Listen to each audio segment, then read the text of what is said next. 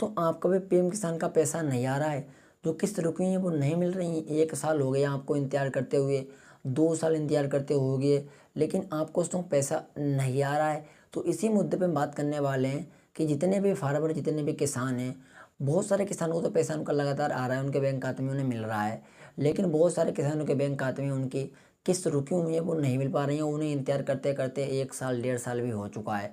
तो असली दो कारण हैं इसलिए नहीं पैसा मिल रहा है। अब गांव में किसान कम पढ़े लिखे होते हैं, उनकी इसे नॉलेज नहीं होती, इसलिए उनका पैसा बंद बंद ही रहता है, नहीं आता है। तो चलिए वीडियो को हम शुरू कर लेते हैं। सबसे पहले क्या करना पड़ेगा, गूगल को ओपन करिए। गूगल को ओपन करने के बाद यहाँ पे लिखिए पीएम किसान। लिखने के बाद यहाँ पर आपके सामने एक देखिए पेज खुलेगा, ऑफिशियल लिंक आएगा पीएम किसान का, इसी पर क्लिक करना पड़ेगा। अब आप आ जाओगे पीएम किसान के वेबसाइट पर। अब यहाँ पर आपके सामने इस तरीके से पेज खुलेगा।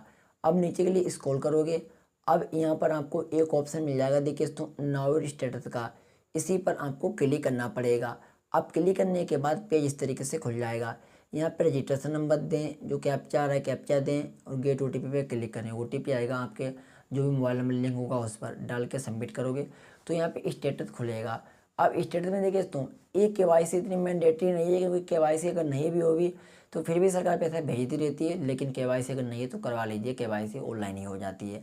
लेकिन दो गलती दोस्तों बहुत मैंडेटरी हैं, लैंड सीडिंग और आधार सीडिंग। जी हाँ, अगर आपका लैंड सीडिंग ज़मीन का इंतखाब नहीं लगा होगा, यहाँ पे नो आता होगा, फिर भी सरकार नहीं पैसा भेजेगी। अगर यहाँ पे दोस्तों आधार सीडिंग नो आ रहा होगा फिर भी पैसा नहीं मिलेगा। तो इन दोनों गलती को सही करना पड़ेगा अगर आपको पैसा नहीं आ रहा है तो। अगर पैसा नहीं आ रहा तो मैं दावे के साथ बोल सकता हूँ यही दोनों में से कोई एक गलती होगी। चाहो तो आप स्टेटस को चेक करोगे तो आपको खुद पता चल जाएगा।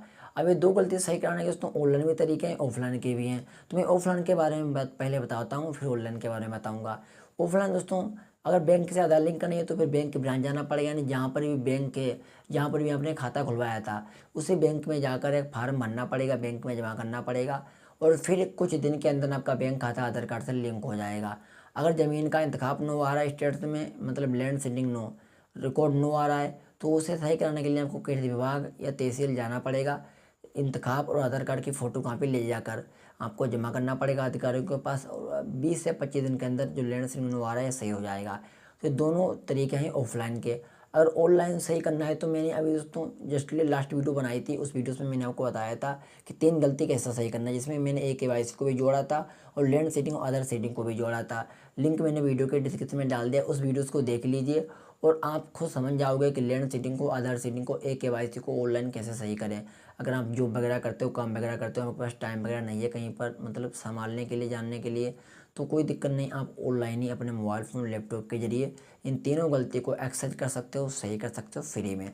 तो उन वीडियो को यानी उस वीडियोस को ज़रूर देखें जिसमें मैंने सही करने के बारे में बताया है। सही करोगे तभी पैसा आएगा, अगर इग्नोर कर दोगे, आप सोच रहोगे तो फर्जी बता रहा है ये सही पैसा आ जाएगा, तो आपकी गलतफहमी ये, ऐसा ना समझें। ना तो आ रहा है ना तो आएगा पैसा, क्योंकि सही करना ही पड़ेगा तभी पैसा आएगा।